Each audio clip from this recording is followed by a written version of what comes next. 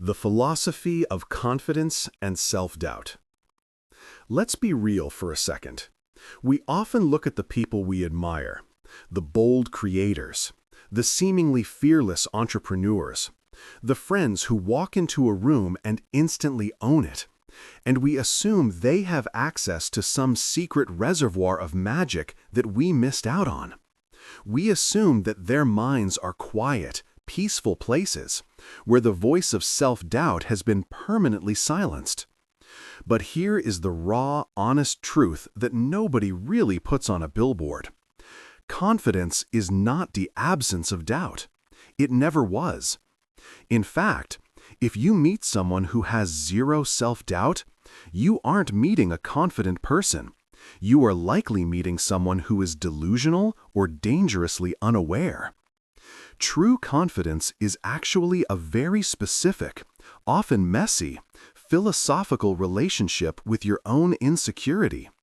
It is the ability to feel the trembling in your hands, to hear that nagging whisper saying, "You aren't ready for this," and to make the conscious decision to move forward anyway. It's a dialogue, not a monologue. We need to rethink what self-doubt actually is. For most of our lives, we treat doubt like an intruder in our house. We try to lock it in the basement, ignore it, or scream over it. But from a philosophical standpoint, doubt is actually a biological mechanism designed to keep you safe. It is your brain's ancient way of saying, "Hey, pay attention, the stakes are high here." When you look at it this way, doubt stops being an enemy and starts being a data point. It's simply an indicator that you are pushing against the boundaries of your comfort zone. If you never felt doubt, it would mean you were never growing. You would be stagnant, stuck in the safe, predictable loops of what you already know. The biggest trap we fall into is the confidence-competence loop. Most of us sit around waiting to feel confident before we take action. We think, once I feel ready, then I'll start the business. Or, once I feel worthy, then I'll speak up.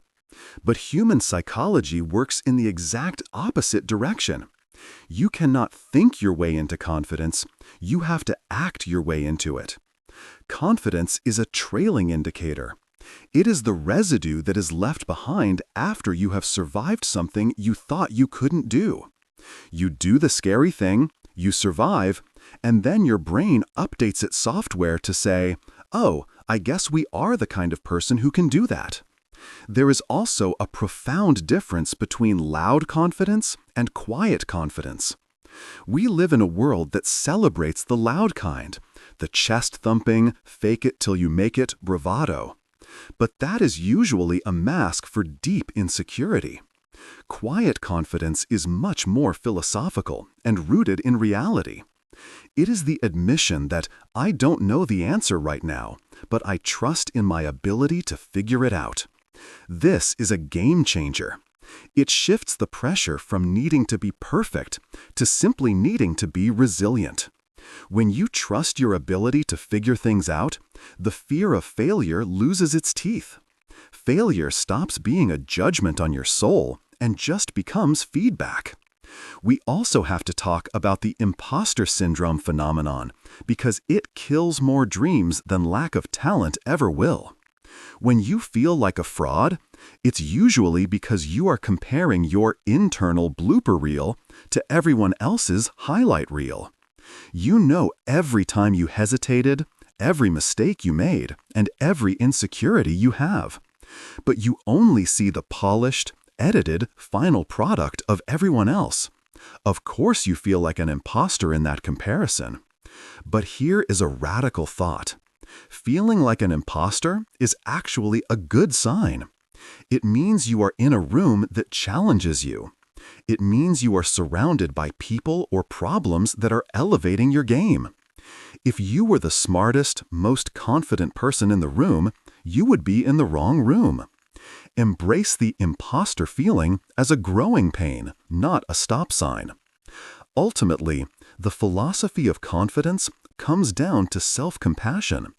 It is about treating yourself with the same kindness you would offer a friend who is terrified. You wouldn't tell a scared friend, "You're an idiot for being afraid."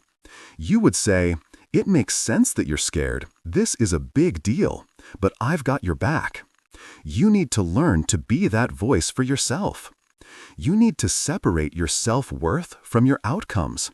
You are worthy whether you succeed or fail. Once you truly internalize that your value as a human being isn't on the auction block every time you try something new, you become unstoppable. Not because you never doubt yourself, but because the doubt no longer has the power to paralyze you. So, stop waiting for the fear to go away. It won't. Invite the fear along for the ride. Put it in the passenger seat, but do not let it drive the car.